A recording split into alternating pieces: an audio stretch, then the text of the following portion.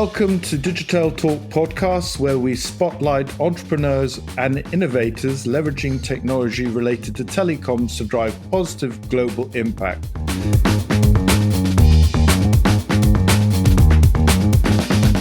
I'm here with my co-host, Frankie Spagnolo, and we'll be talking today with Vincent Garnier, who is the Director General at the FTTH Council Europe, which is an industrial association with a mission to advance ubiquitous, full fibre-based connectivity to the whole of Europe. Today's episode is sponsored by IFG Consulting Europe, a leading business growth consultancy representing promising software providers selling to the telecoms, enterprise and mobile markets in Europe. Go to ifgconsultingeurope.com to find out more. Hi Frankie, what are you interested in learning about today? I'm really looking forward to this conversation today, Ian. The impact of trade associations and the work of bringing together members to leverage combined industry power is really something that I think is important for the future of our industry. And the work that they're doing is very interesting to me, especially how it's going to underpin some of today's digital society in Europe goals and the kind of new technologies and innovations that they're hoping this will help roll out and provide to customers. So without further ado, let's welcome our guest, Vincent. Very nice to be with you today. Very nice to be on your podcast. Thank you for having me. So do you want to just introduce yourself then, Vincent, and let the audience know who you are and what you're doing? Yeah, maybe you asked me the question in preparation. I'm indeed French. You will hear that through my accent when I talk. But I'm based in Belgium, here in Brussels. And this is from that base camp that I've been running the FTTH Council Europe for the last 4 years. Prior to that, I've been active in the telecom industry and in a variety of industry in marketing and business development roles. And so for your role at Network X, which you're going to be a keynote speaker. Is this a new event for you guys to have a presence at, or is it something you've done previously? And what do you hope to gain from this show?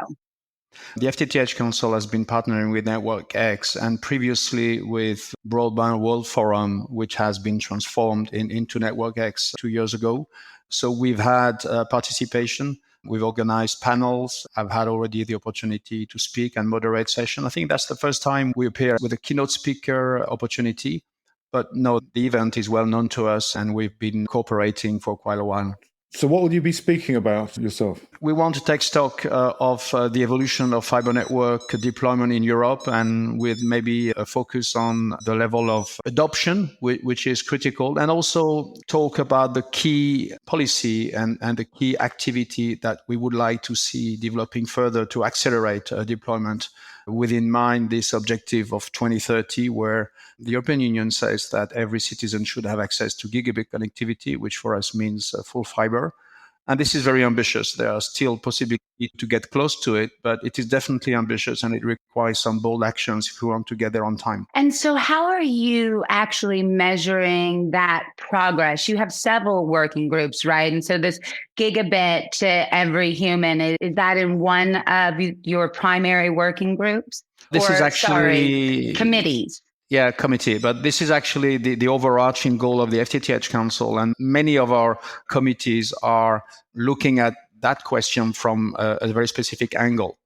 So to answer also your question regarding how do we measure things, we have one of our committee called Market Intelligence Committee, specifically running surveys. And we are tracking progresses across multiple criterion and KPI on an annual basis and reporting on these progresses at our conference. But of course, at Network X, I will also use these metrics to explain where we are to the audience. Certainly. And of course, here at Digitel Talk, we're focused a lot on tech for good and how our various guests and their companies or associations are impacting the UN sustainability goals. Obviously, in 2019, the European Commission presented the European Green Deal. And you have a sustainability working group within the FTTH Council of Europe. How is this group going and how closely are you trying to align that work with the UN goals? That's a very interesting question. And it's interesting that you point out that we created that committee more or less at the same time. It's clear that we realize that for our members, the question of sustainability is no longer a good to have, something of the nature of window dressing, but it has become something much more strategic. And it went straight to the boardroom. It's no longer a question of a few lines in the annual report, but more something which deserves a lot of attention and a lot of investment. So for that reason, actually, our member asked us to work on the topic because there's thought that as a trade association, we could bring value to the entire ecosystem by addressing this question. So this is how it started a few years back, and it's now getting a lot of traction. This is one of the most attended committee, and a lot of work are progressing thanks to this committee. That's fantastic to hear. I'm just trying to connect the dots here between fibre and that green agenda. What would you say are the main levers, if you like, that the fibre industry has and can apply to actually move towards those goals? Absolutely. The way we look at it is first as a technology, as an access network technology, so bringing and connecting digitally businesses and society across Europe. Fiber is the most energy efficient technology. To give you an example, I was on a conference 3 days ago, and one of the speakers said that compared to wireless network, the combination of fixed line of fiber plus Wi-Fi is 10% of the energy consumption of what could be a 5G alternative per bit. And you have the same magnitude of difference in energy consumption if you compare to legacy copper network or even more coax network. So as a technology, fiber is far more beneficial to the environment. So that's the first point. The second point is that it is also the most future-proof digital infrastructure and will be a key enabler of multiple applications, which in turn help us either mitigate a low carbon world and the consequence of a low carbon world, or simply limit carbon emission. If you think of home working, home learning, if you think of multiple digital applications, sensors, which require access to a large number of data and need that backbone infrastructure to function efficiently. Fiber is in itself, for the telecom industry, the most sustainable technology, and it's also an enabler for the wider IT sector. I think that magnitude is very interesting because as the consumption grows at a magnitude, it's important that the magnitudes in these footprints of what the consumption requires is comparative. And in fact, when it comes to that carbon footprint, you guys as a council and as an industry association actually have a committee focused on an operational model about how you can work together and not only measure this, but report it. Could you tell us a little bit more about this specific program within the committee? Yes, absolutely. Our action on sustainability is not limited to advocacy work, where we promote the benefits of fiber. That's what we just addressed a few seconds ago. But we also need to make sure that we're working on our own carbon footprint. The ICT carbon footprint is sizable. And even though in that world of ICT, fiber networks are not the highest part of the carbon footprint of the ICT sector, it's still significant. And whatever we do, all industry will have to take its part. So we want to help our member accelerate their journey towards low carbon emission. And also they are faced with increasingly important EU obligations, and we want to help them to address this. The program we are setting up is based on cooperation between member of the council, but we extend it to non-member, and we offer them technical training, access to software to monitor the carbon footprint. So we help them to address that point. We want also to build a database of carbon intensity for all products and solutions and services in the FTTH value chain, recognizing that one of the critical things, if you want to properly assess your carbon footprint, is to measure the indirect contribution of your supplier and impact. And unless you have accurate information about what is the carbon footprint of services and products you do not make, but you buy, it's extremely difficult to be accurate in your measurement and therefore to follow your progress as you go in the right direction. So we think that cooperating within one industry is the best way to collectively progress and also the best way to help the smaller member to go in that direction. If you think of a 20, 50 million euro or dollar organization, and there are many SMEs of that kind in our ecosystem, it's extremely difficult for them to dedicate one single person with the level of expertise to bring the entire company in the right direction.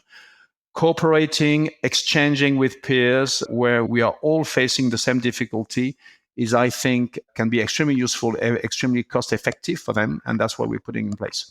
If we look at the value chain, as you say, and you're trying to help that, which is a laudable activity, which part of that value chain do you think has progressed the most and which part has the most to do? I know you're trying to foster it, but let's say, are there any particular schemes or anything like that people should be aware of through this podcast that they should be looking at?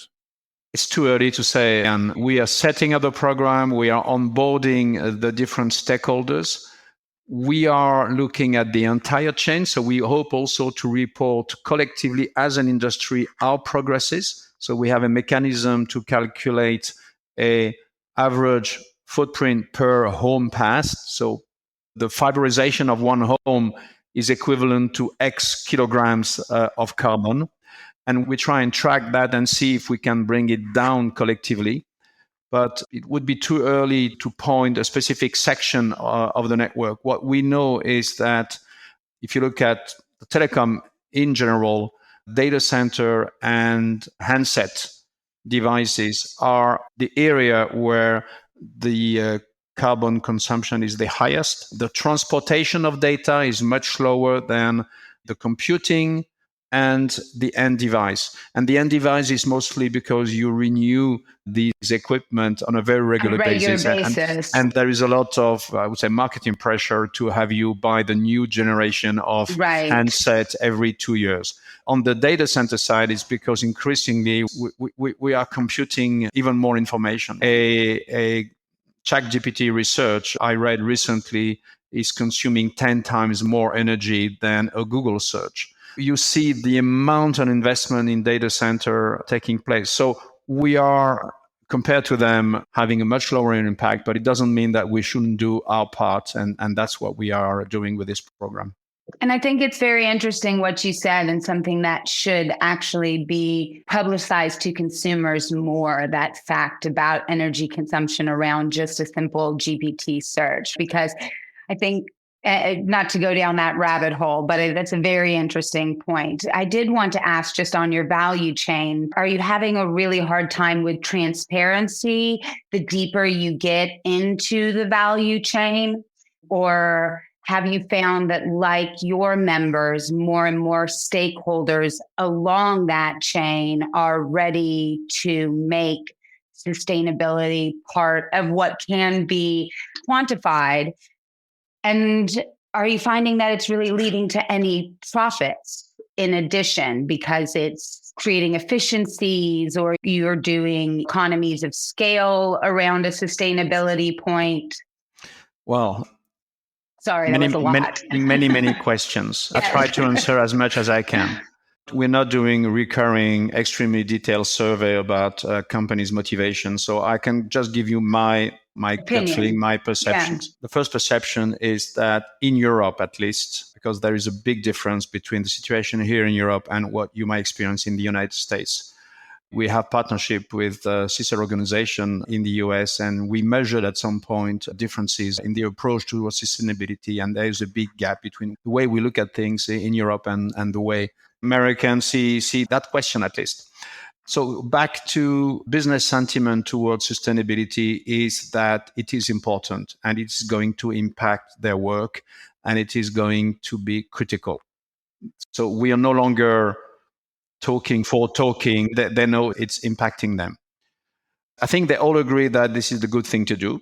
The vast majority will say, yes, collectively, we should go in that direction. Now, many struggle with how do I do that? Also because it's extremely difficult to transform any very positive evolution towards sustainability into measurable competitive advantage. If let's say you have a beautiful cable which is 20% lower in carbon footprint compared to your competitors, there is no way you can upsell this product to your client, because your client say, I'm very happy to partner with you. I am delighted that you work in that direction. Am I going to accept a price difference of 5% because you are more sustainable than your neighbor? Today, probably not. So there is a business limit.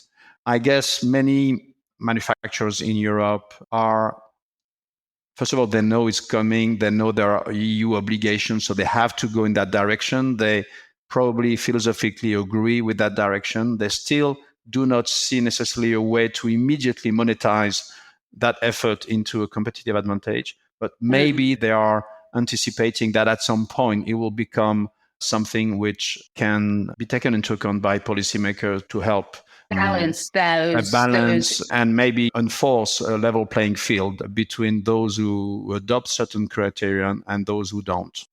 And can we just talk about the effects? Because we're talking about Europe and just say the driver is, let's say, from the central European perspective. But we also in Europe have this ability of, I don't know if the word is greenwashing, but also suddenly we go, we're okay here in Europe. We're doing our bit, but let it be manufactured somewhere else in the world, right? We're talking about that value chain. So to what extent do you think the work you're doing is also moving up the chain, let's say, to manufacturing in other parts of the world, to also get them to do their bit? Do you think? Where we are helping companies measure their carbon footprint, the way the calculation, as far as I know, because I'm not myself a technician of ESG, but my understanding is that we take the full product life cycle, and as a company, we also factor in what we import. So if you import a product which has been built with energy coming from coal, that will have an impact on the carbon footprint you require, and that enters through the scope 3 in your entire carbon footprint. So the way things are built integrate that aspect. So I think one of the challenges, and as an association, you look for the things that you can help all your clients with, right? Which normally puts you at high level perspectives. And when it comes to sustainability and reporting and trying to find those business value markers, one of my personal perceptions is that quarterly board reporting is just too fast for that value to be seen, let alone understood. Do you think there is work that you guys would do, or do you have members looking at shifting that reporting from, a quarterly metric on sustainability to something that has a longer review cycle? To my knowledge, the reporting obligation that we have towards the government or the EU at a larger level, because it's been imposed and decided at EU level, is annual.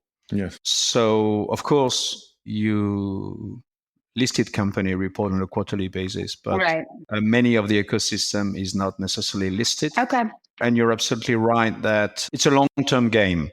Probably the quarter is not the right frequency for high-level goals, but it's probably the right frequency to check on operational progresses which contribute to moving the goal in moving the result in the right direction. But it's normally an annual review that you do on carbon footprint. So that brings us nicely to a question we had, which is, it seems to be in March 2024, so earlier this year, the Sustainability Committee officials presented a white paper describing the FTTH carbon footprint platform operational model and how the FTTH sector can jointly use the platform to respond to ambitious and agreements towards carbonization and net zero as part of their corporate sustainability report directive requirements. I'll now take a breath.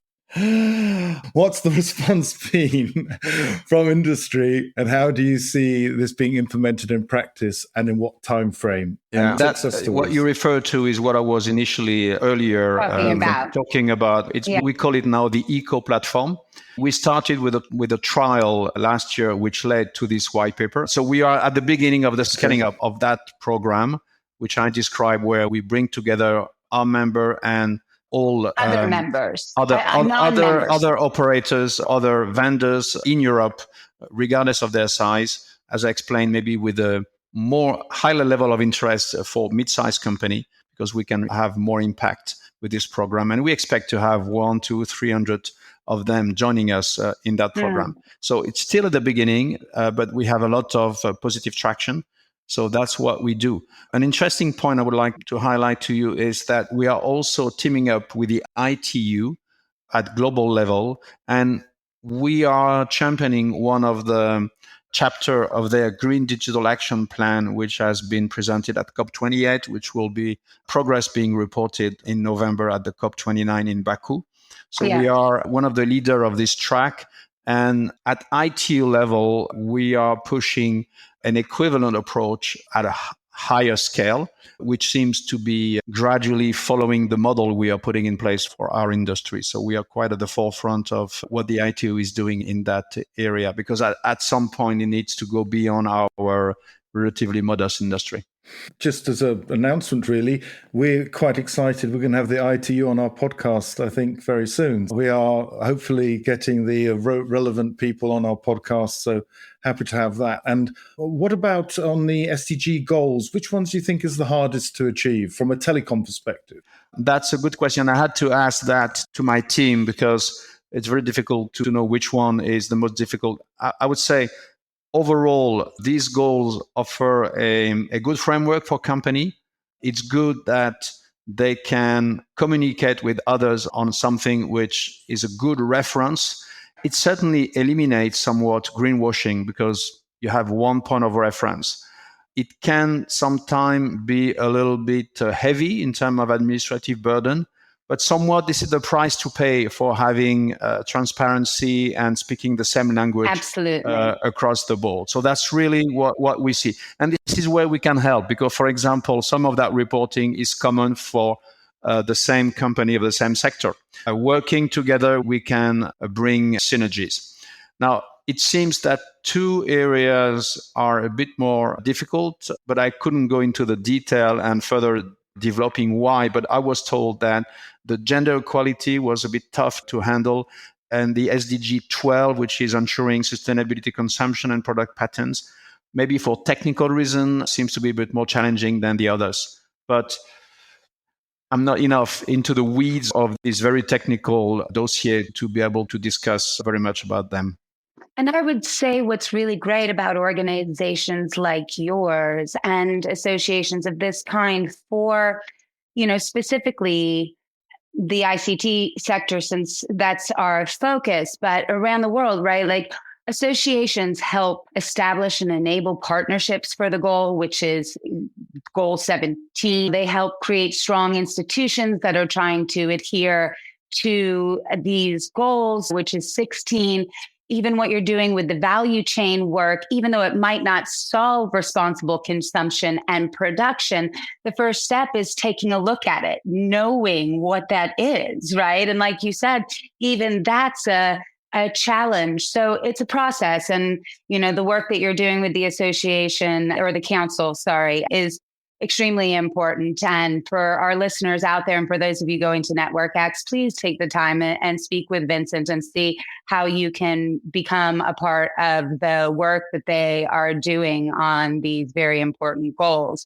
Related to another question, which we just went through, as you say, which are the most important ones, but what do you think is the most urgent thing that operators should address if you were giving them something to do, if they asked you that one question? I guess I will stick to the mission of our organization. I would tell them that they should accelerate further the FTTH rollout and the adoption of fiber, and eventually participate in the full decommissioning of the legacy infrastructure copper. It doesn't make sense to maintain copper alive because it's energy inefficient. And the benefits of fiber will only materialize when we switch off copper. Until now, this is an additional layer we put on top of an existing one. So as such, it's not helping because it's a bit more you spend and it costs carbon emission to build fiber. And we will only get the benefits of it once we have totally decommissioned the old infrastructure and are now running on a much more energy efficient one. So that I would say that's the most important thing I would emphasize. That's an interesting point because actually switching off copper for operators is actually a very difficult thing to do. I know the guy BT who's in charge of that switch off. And I'll just a little segue because I think it's an interesting story is that in the UK, at least, that some of the people have misused because a copper also has to be powered. So for IoT devices, it's actually quite a neat way in remote places of powering. So he ended up having discussions with the utility here in the UK where he said, guys, we're going to be stripping out your copper or that line that you have there in the middle of nowhere, that's going to be cut off. And the utility said to him, well, where do I get my power from? And he goes, the fact that I am providing power is a byproduct of that I need from the telecommunications, but I'm not a power company. So there are indeed multiple challenges. We shouldn't nevertheless be distracted by the 1% of exceptions versus the 99% of general interest. But it doesn't mean that it's easy. So our position is it's a national plan. It's an infrastructure. It's a strategic infrastructure decision. It shouldn't be taken lightly. We believe that a government should look at it, national regulators should look at it because it's transformational. And it shouldn't be left only to the incumbent operator to do things on its own, although, of course, his commitment is absolutely essential. But yeah, it should be done. It should be planned. It should be done in good order. It should not destabilize the competitive framework under which the market operates in each country. Yes.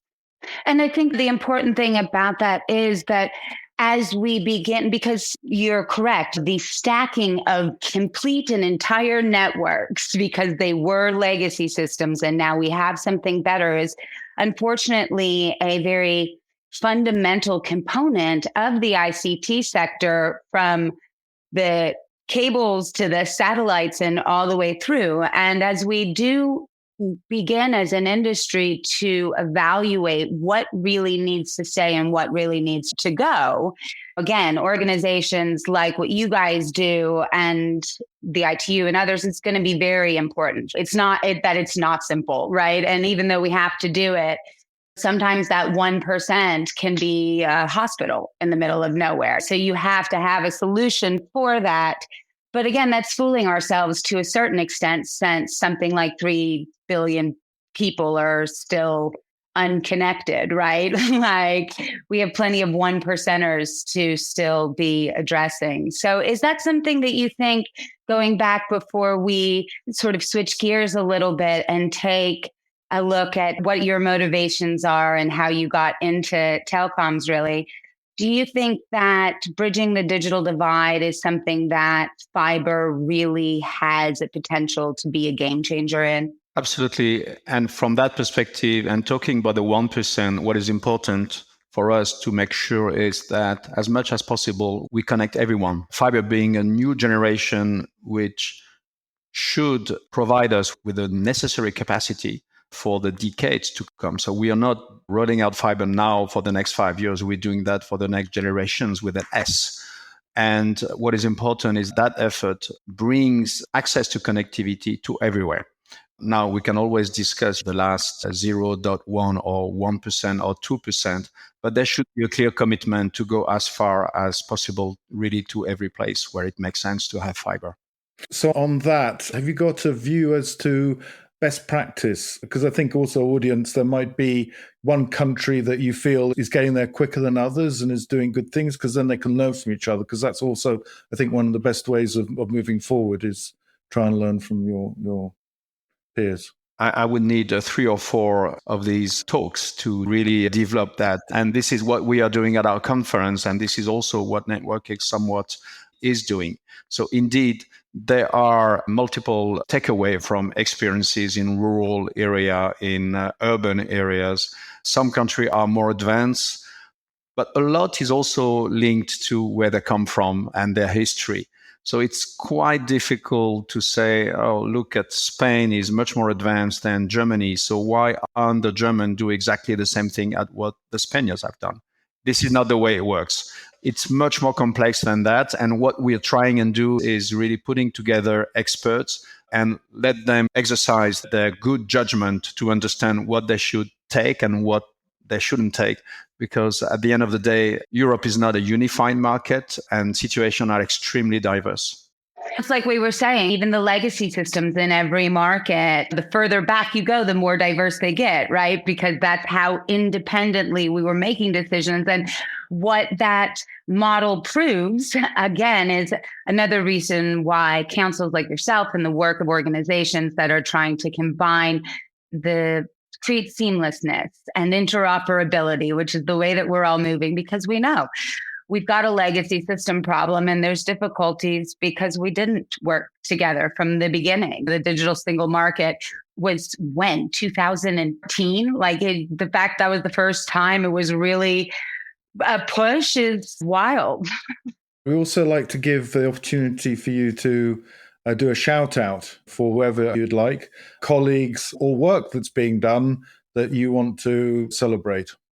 This is a trap, Ian, because if you name someone, you make many disappointing. I have, of course, a fantastic team around me and a wonderful group of company joining the FTTH Council. So I'll duck a little bit your question and call out maybe the ITU for their effort in coordinating the work towards digital sustainability. I think we can all unite under the umbrella, and we're very happy to cooperate with them. I would agree with that. That's great. And is there something specifically at Network X that you're looking forward to? I know you're presenting, but also from perspective of sharing knowledge or going to other panels or other discussions, peers. Is there something there that you're looking forward to? I'm looking forward to really meeting our members who are participating, exhibiting, and also potentially new members and the entire ecosystem. We really approach our industry in a very open and with a willingness to cooperate with our members, but also outside of our ecosystem. So it's really about networking and exchanging, as you say, best practices. And many opportunities come from these discussions. So people can reach you at the event. You're open to meet people. Absolutely. You'll be found on stage. That's fantastic. I think it's your opening of, is it day one? No, I'm speaking on day 2. Yeah, I'll be there on day 2 and 3. So as Frankie was saying, let's move to the second part, which is more about yourself, because it's great to hear about your project. But we also like to know a little bit more about the person behind this great project. Do you want to kick off there, Frankie? Sure.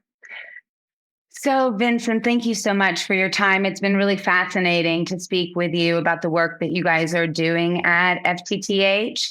I know that it's been with a lot of our guests, when you're really in this kind of work that's for the greater good or a common good, it takes a certain individual to really be passionate and want to champion this sort of thing. Is this something that has been a philosophy in your life, or do you have one that you subscribe to that you think really helps you with this work or has put you in this position? If you ask me if I have a philosophy, I would say absolutely not. I think this is far too ambitious if you really appreciate philosophy for what it is. Okay. Now, having said that, I think I have principles, which are maybe a more practical approach of what you call philosophy. And I think it's all about respecting others. My passion is really to contribute to a project with a concrete impact for the good of a community. So doing things, having impact is absolutely essential and has been what I've done throughout my life. And at the same time, always looking for something new, something better. I don't think I fall into the complacency trap. And that, I think, is what keeps me awake at night and gives me energy every morning. Mm-hmm. It does take energy to be driving forward something that requires this kind of passion. Fiber to the home is very technical. But as executive director of a council, is your background in telecoms? Are you an engineer, or are you a champion and business strategist who's always been pushing for the underdog? Fiber takes far less energy than copper. So as I grow older, it's good that I move from copper to fiber because it requires less energy every morning. And regarding my background, no, I'm more business marketing oriented. I don't have a technical background, even though I've been working in industry. So I do have some appetite for technical topic, but I'm not by education. I'm not an engineer. And what did you want to be when you were a teenager?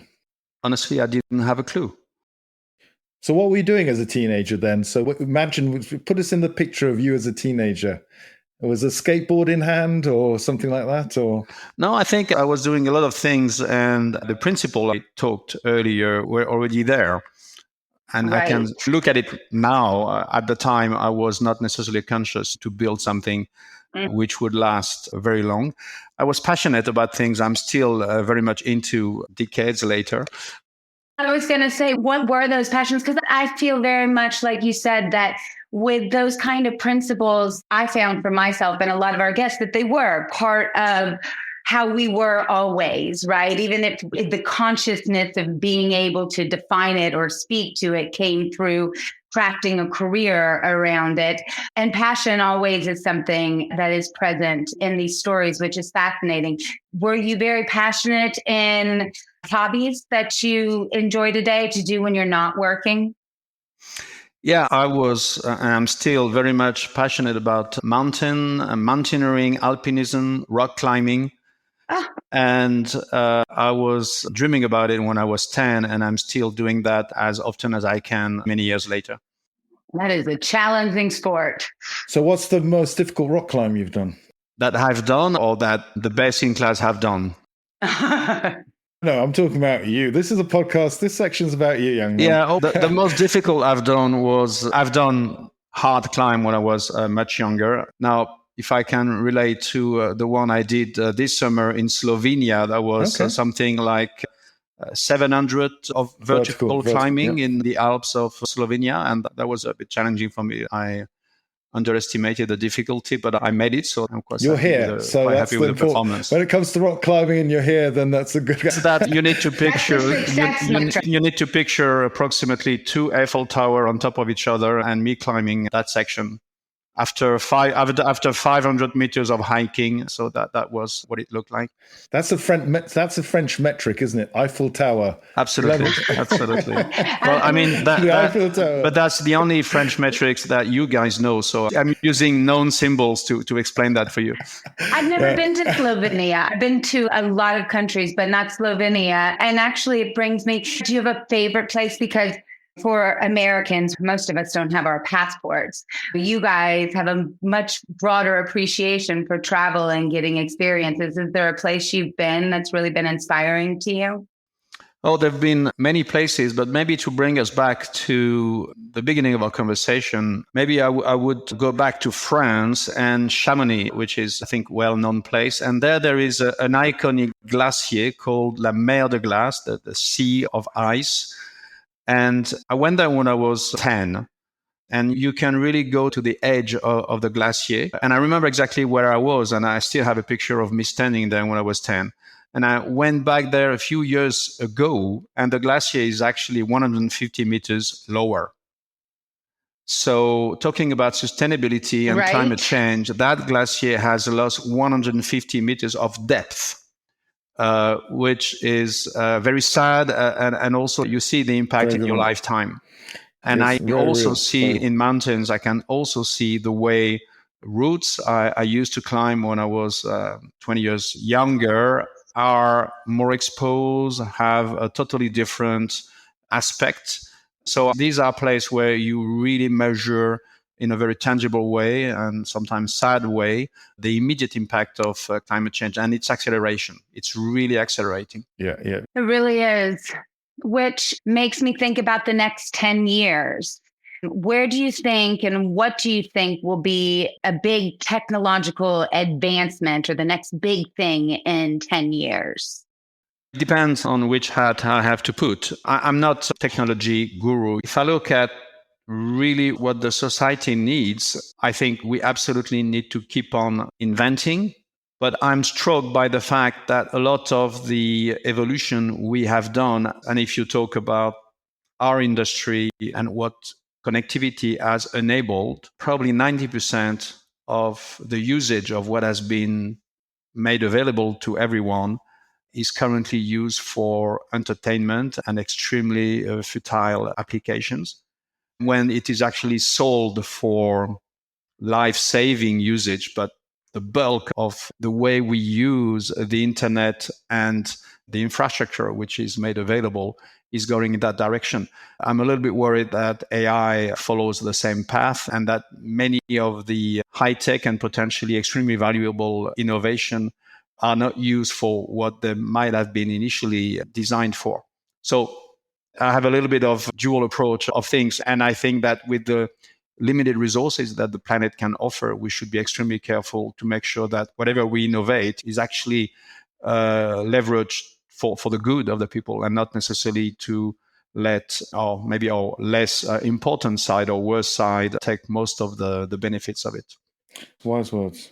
Yeah, certainly ChatGPT isn't out there saying that taking a search for cat memes in their search bar is 10 times less energy efficient or consumes 10 times more energy than a Google search. And we got a lot of people out there just using ChatGPT. It wouldn't be a problem. It wouldn't be a problem if energy was not limited, Sure, well, of course. But wouldn't that be great? But as long as you face the fact that it is limited and that we are getting closer and closer to that limit, I think collectively we should ask ourselves the right question.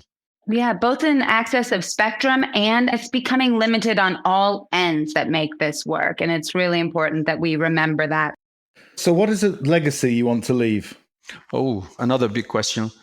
I think I'll answer it differently. I think that what is the most rewarding in my life as a business leader, but also in my personal life, is probably to help people grow and to work with others and see them growing under my watch. And I think that's my very limited legacy, and that's what I'm quite happy with. Very good indeed. That's pretty fantastic. Is there any particular in your youth? We all come across various things science fiction wise in our lives. Is there a capability which you've seen in the past which you would like to be real in the real world? No, because I was pretty boring as a kid. I was not at all in science fiction. I was already only focused on what I could concretely accomplish and control. So I was focused on the next climb. I was focused on the next stuff I could do. I had no interest for science fiction. So I'm sorry, I really can't address. I tried to think about that point, but no, I was all about doing things for real. That's cool. That's great. So Frankie, this is it. Yes, this is my favorite question. And I think it's a hot topic for debate. And we're trying to come up with a metric at the end of all of this. Are you an Apple or Android? Oh, that's the question I love. But I hope you're not defining people by their answer. No, not at all. We're looking for an over-under at the end of the day. All right. I'm more an Apple guy. And why? I still wonder. You're still trying to work out the answer to that. Next podcast, you can answer why, but you can leave it there for now. But anyway, Vincent, it's been a great pleasure to have you on our podcast. And I look forward to meeting you personally in Paris, your capital, at NetworkX. And we'll double check the height of the Eiffel Tower together. And I totally respect and admire the work that you're doing. I know how hard it is to get groups of people who have their full-time businesses as their priority to actually make an impact. And so the work that you're doing is really tremendous. And again, if there's anything that we could do or highlight as you guys are doing your work, let us know. And we'd love to have you or a member that you'd like to showcase here on the podcast again to keep us up to date about the work that you're doing. So thank you for joining us today. It's been a pleasure to be with you. Thank you very much.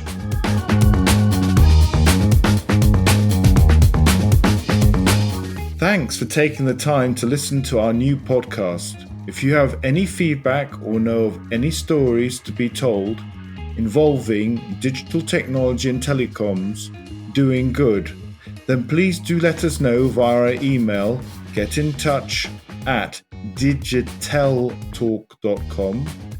Also, feel free to send us a message on LinkedIn. It would be great to hear from you. We are excited to share that we are partnering with Network X, one of the leading telecoms events in Europe, the crossroads of digital, fixed and mobile communications, taking place in Paris between the 8th and 10th of October. Digital Talk will be there to interview some of the most promising contributors to sustainability and tech for good. Don't miss out and book your pass to be inspired, connect and network. Hope to see you there.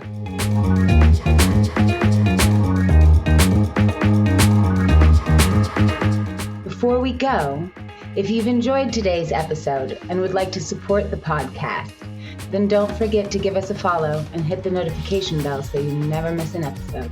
Also, if you'd like to leave us a review or share it with your colleagues, it really helps us on the channel. Thanks so much for being a part of our audience today, and hopefully you'll join us next time. That's all we've got time for, so it's goodbye from me. And that's goodbye from him. Bye for now. now.